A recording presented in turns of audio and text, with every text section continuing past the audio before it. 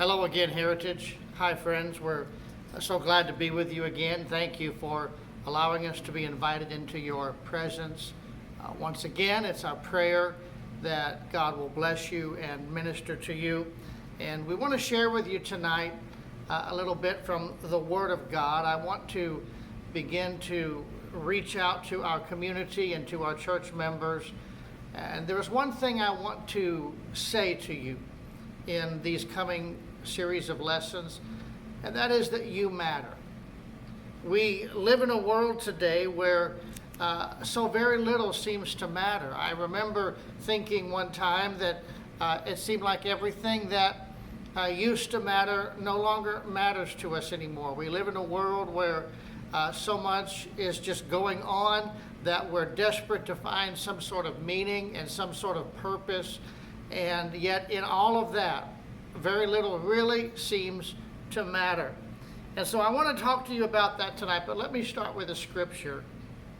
In Psalms 139 and verse number 14 in the King James Version, it reads this way: I will praise thee, for I am fearfully and wonderfully made. Marvelous are thy works, and that my soul knoweth right well. In other words, David said, I know I am fearfully, I am wonderfully made. And Lord, you took time and made that. And the psalmist was trying to acknowledge that before God. I understand, God, he was saying, that you made me special, each and every one of us. And then in the New Living Translation, the same scripture reads this way. Verse 13, actually. It says, you made all the delicate inner parts of my body, knit me together in my mother's womb. God, you took special care and you made everything just right. I like what 14 says, verse 14. It says, wonderfully made. In America, we seem to worship celebrities. I know that many people put perhaps more stock in their opinions than I would like and that I would understand. But in America, we seem to have that situation. All you have to do is walk past a magazine rack, and people are paid great amounts of money just to have their likeness put on the front of a magazine or whatever else it might be. People receive endorsements to stand up and say, hey, I use this particular product. I mean, let's be honest. We all know who Oprah is. Don't even need a last name. We all know that famous bodybuilder that became the governor of California by the name of Arnold Schwarzenegger. We understand that. Every one of us knows who Donald Trump is. We know who Barack Obama is. And we know that these people are because of the successes they have achieved in life, and they are strikingly significant.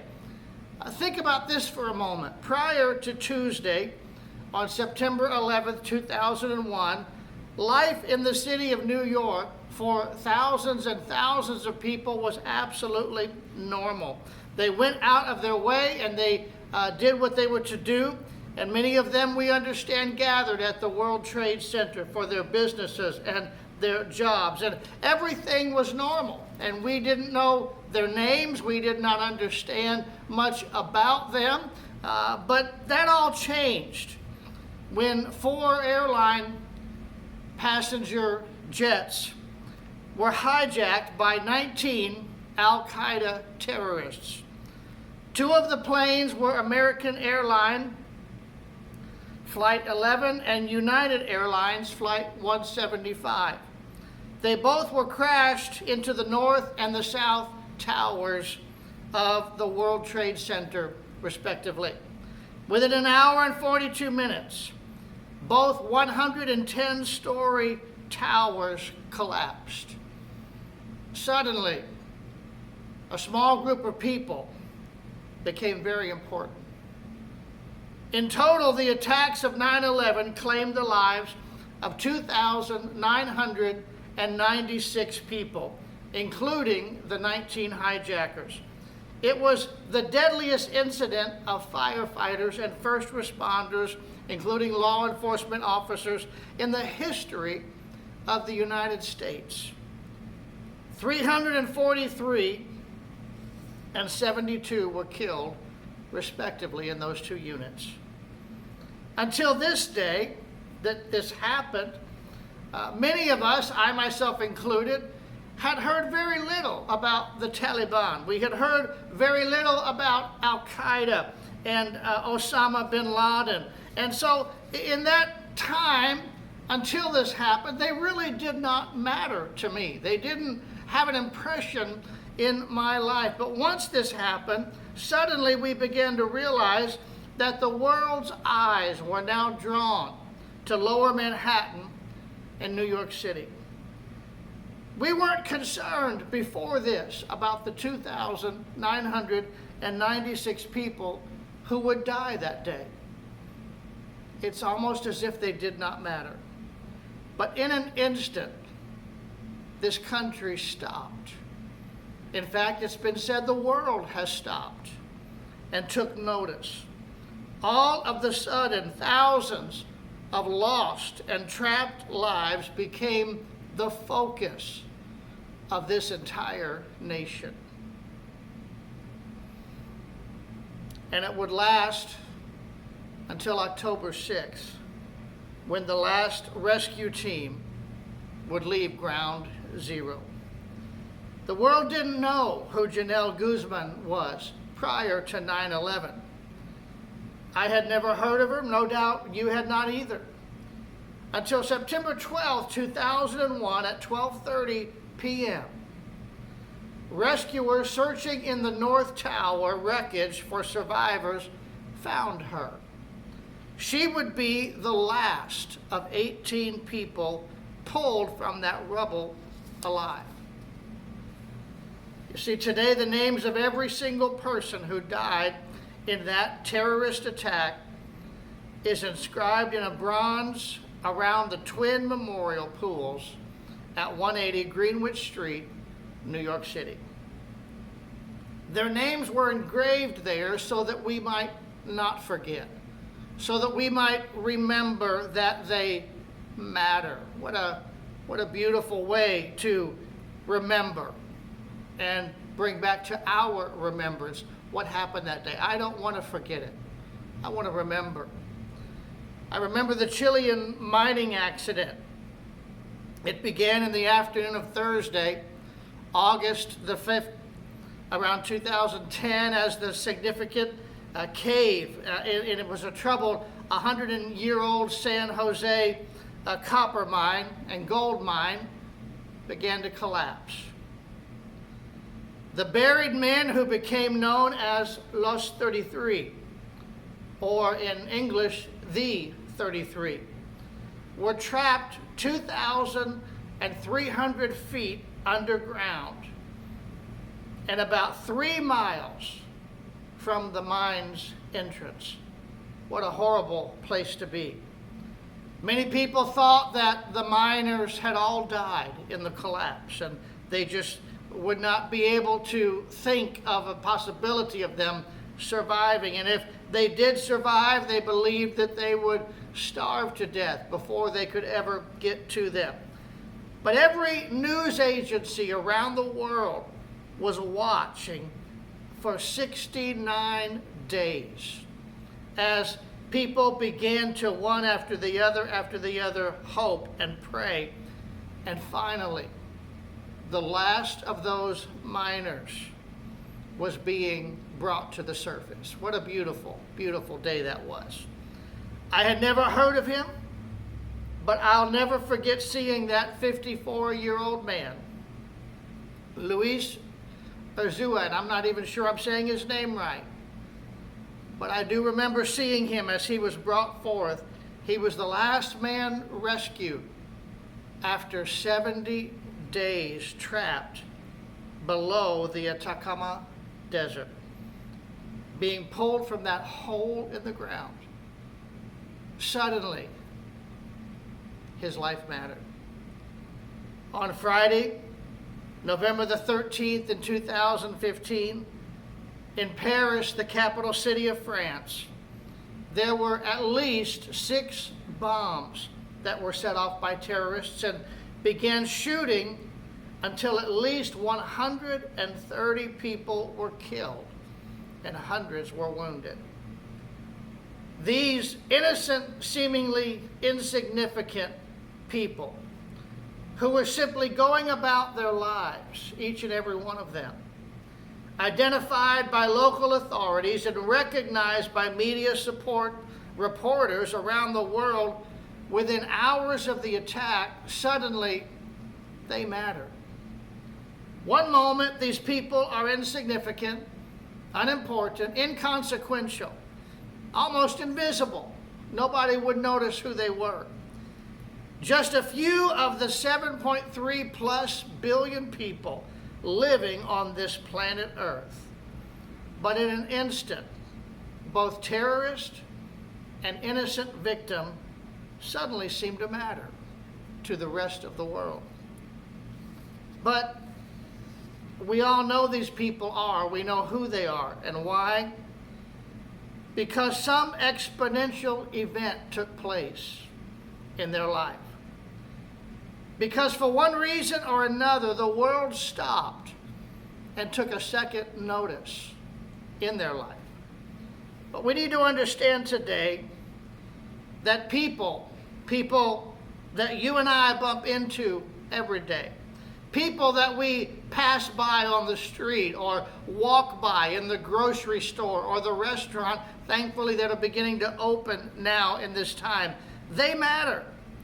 People that we pay attention to and people that we choose to ignore, all of them matter to God because God sees each and every one of us.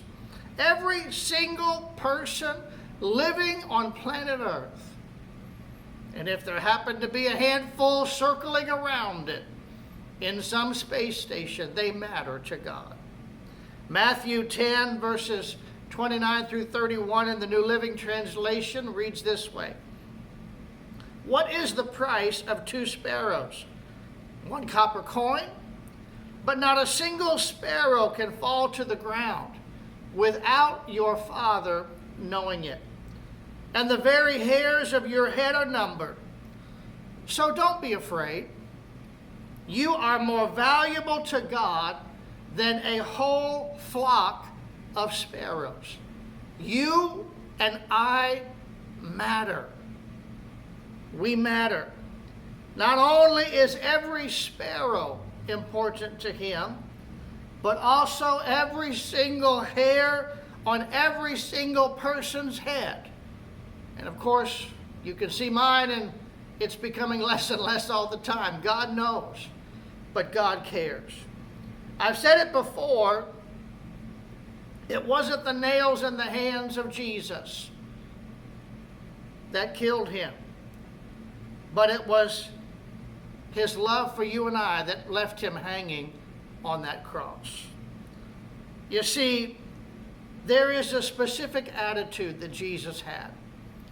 It's an attitude and a mindset that not every one of us, and certainly even not every Christian in the world, fully understands. You see, people matter to Jesus. The adulteress thrown at his feet mattered to him when he said, "Let him that is without sin cast the first stone." The little children that the disciples tried to push away and keep from him mattered to him when he said, "Let them come to me and forbid them not." You see, the widow woman who left the smallest and the tiniest of offerings in that plate were heard and seen by Jesus. Friends, she had so little to offer, and yet she became the focus of a life lesson Jesus taught his disciples. She mattered. His friend Lazarus that became sick, he mattered to him. And Jesus had that attitude. Everybody matters.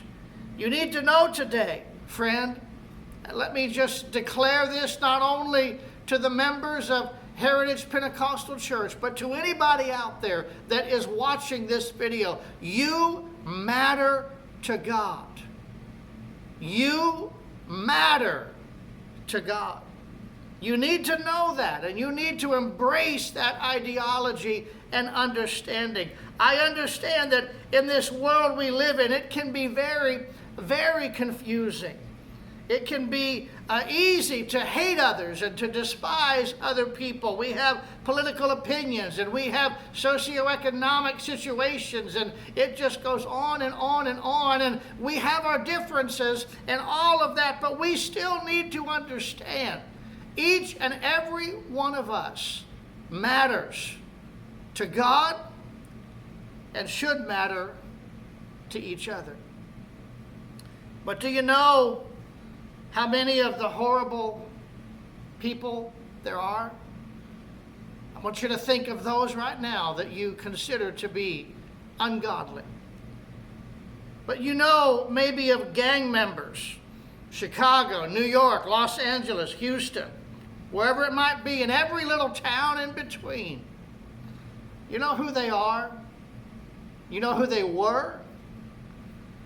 They are children that somewhere in their life no one cared about, until some religious extremist or perhaps some drug pusher or some gang leader reached out to them and made them feel important to the point that that kid would do whatever evil they were shown to do. Why? Because they found a place in which they felt like they mattered. They mattered. I believe it's invaluable, important, that every child and every young person who walks into the doors of our church know that first and foremost, they matter. They matter to me. They should matter to you. And I already know that they matter to God because their life is important. People need to matter. You aren't just another face in a crowd. I know that we get busy, and I know that sometimes we have a difficult time following up personally or individually, but I want you to know that as time goes on, it's our prayer that we get better at this, and that I, as pastor, get better at this, and that you, as children of God, and those that are watching this video over the internet, it is my prayer that each of us gets better at the realization that we need to recognize you and everyone else in this world matters. It's important that you know that. You are not just another number in this world's population clock. And it's horrible to think that we mean only a digit or we mean only a dollar sign to some people. Understand something. You're not just important to us. When a tsunami or a bomb goes off, or when some movie star makes it in this world, they're not important to us only then. You don't have to be a great sports leader. You don't have to be somebody that is politically powerful in order to matter. To me, to us, to this church, and ultimately even to God, you matter. You matter right now. Exactly where you are. You matter. Exactly who you are. You matter. You see, your existence is not insignificant. Whether you are a millionaire or whether you are penniless, you matter. Your life means something, and it should mean something to all of us. Your soul is valuable and important. I remember not far from our house when we lived in Canal Fulton, Ohio, there was a small graveyard. Not a big one, it was just a small one. And some of the headstones were over 100 years old. I remember walking through with our children. I love being able to walk through and think about who these people were and the life that they lived. And I remember all of that, but I'm absolutely confident that if I said a single one of those people's names that are on those headstones, nobody in our church and nobody in this community, and most likely nobody over off the internet that would be listening to this, would really know who they are. You wouldn't recognize them.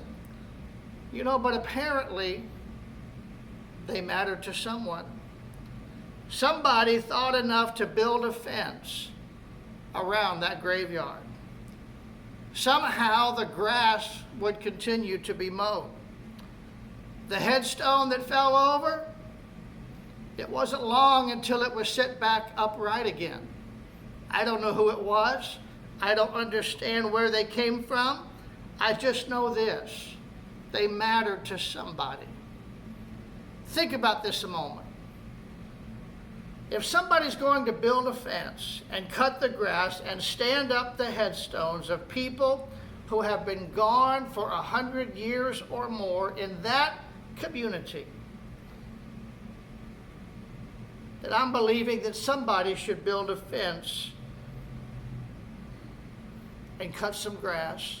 I'm talking metaphorically here. But I believe that in our community, we need to tend to those around us. It shouldn't take a 9/11. It shouldn't take a tsunami. It should not take a destructive situation in Paris, France, in your life for me to pay attention to you.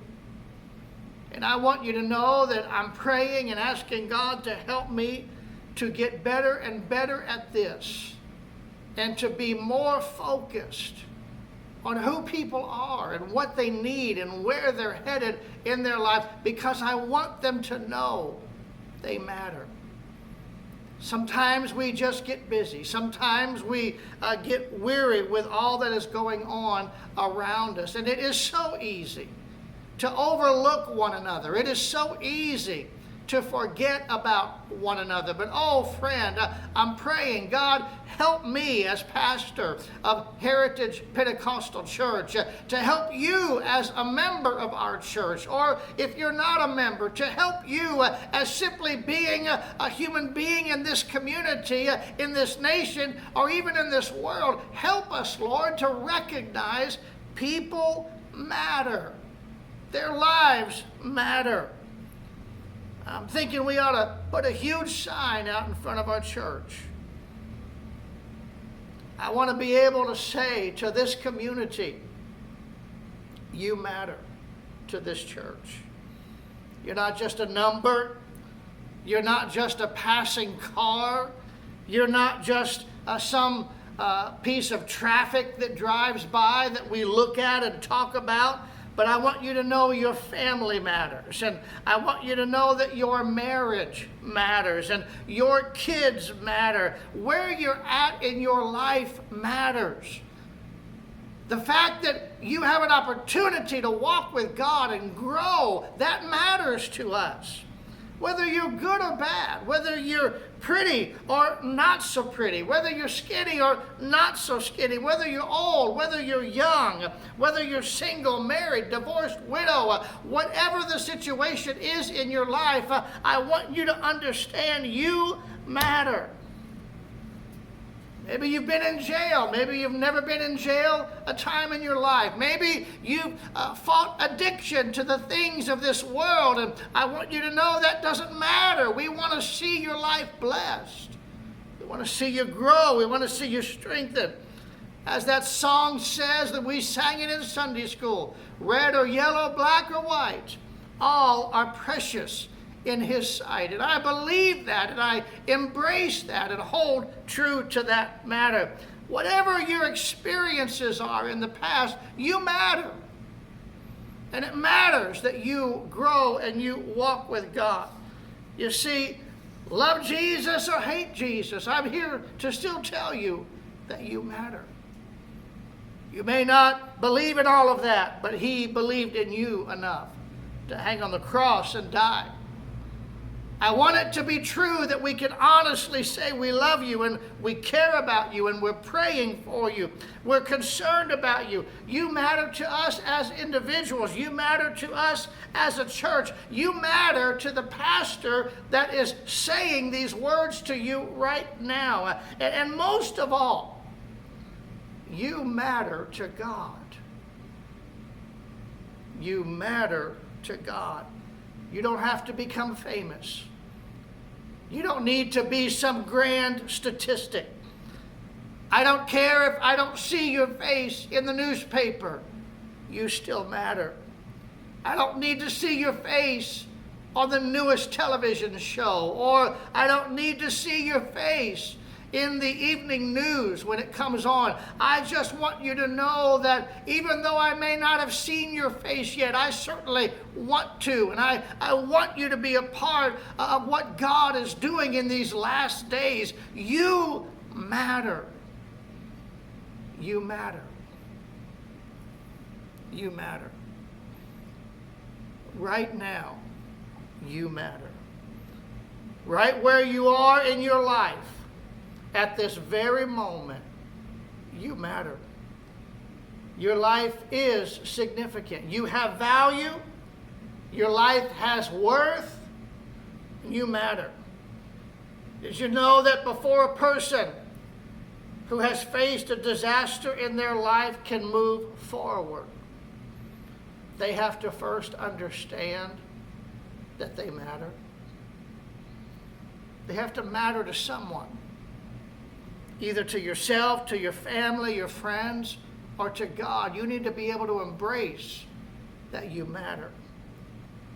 In order to pick up where you left off after a tragedy or a horrible situation in your life, you matter.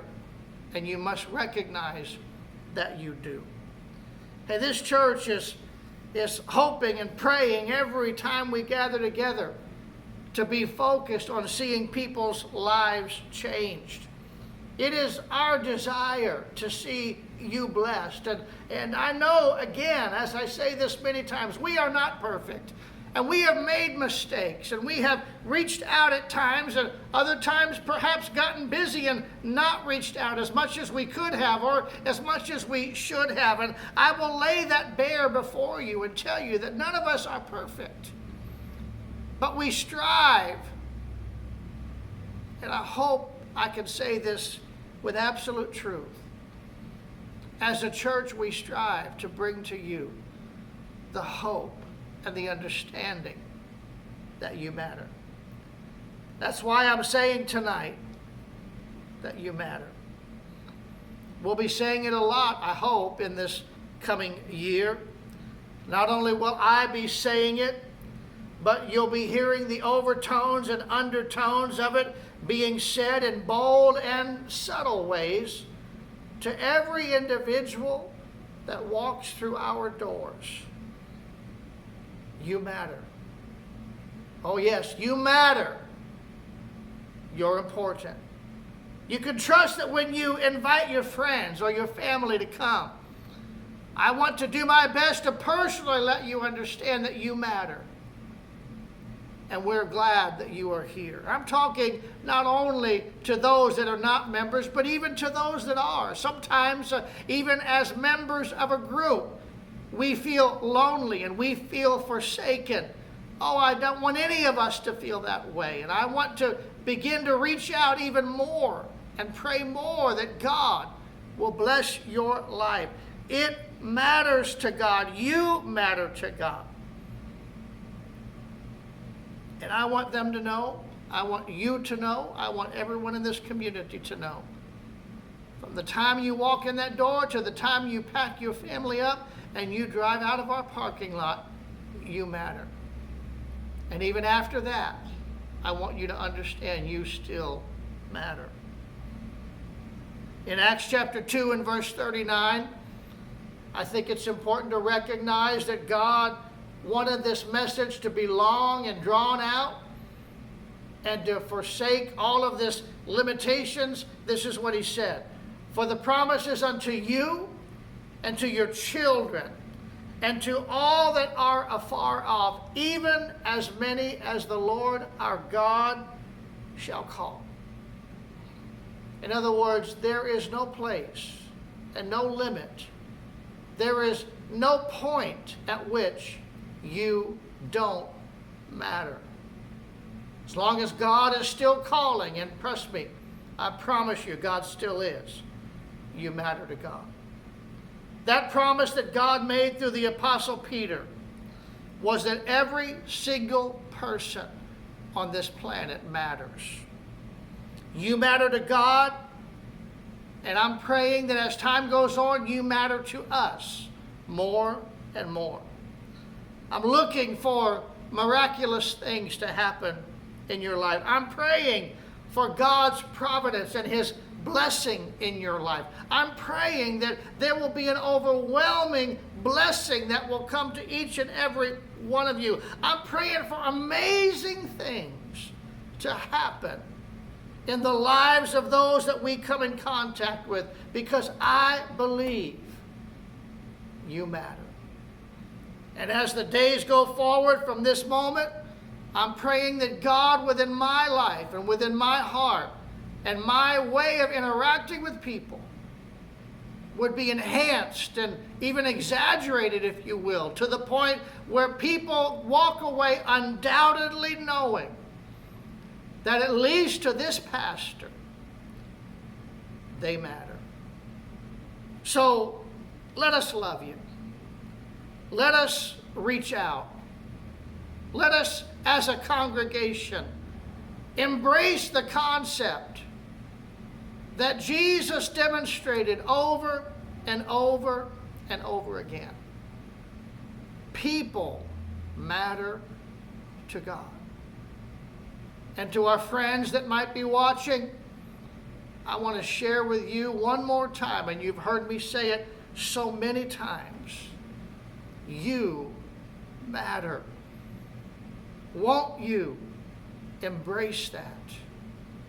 Consider that God loves you more than anything in this world. You matter to God, and you matter to us. So again, I want to say thank you for letting me be in your home or your life a little bit right now. It is our prayer that as time goes on, you will be able to come out and be with us in service. For the time being, we are continuing our online Wednesday night Bible study, which is what you are watching right now. We are continuing to have online Sunday school on Sunday morning. But we are coming together at 11 o'clock on Sunday to have a live service. And we invite you to come out and be with us. We are seeking to maintain our social distancing so that no one is offended and nobody is hurt. But we have enough room. Why don't you come on out? I promise you that if you come and there's not enough room to sit, one of our members, some of our members, will get up and walk to the fellowship hall in order that you can be in church with us. Why? Because you matter. God bless you, my friend. Have a great week, and we hope to see you this coming Sunday. God bless you.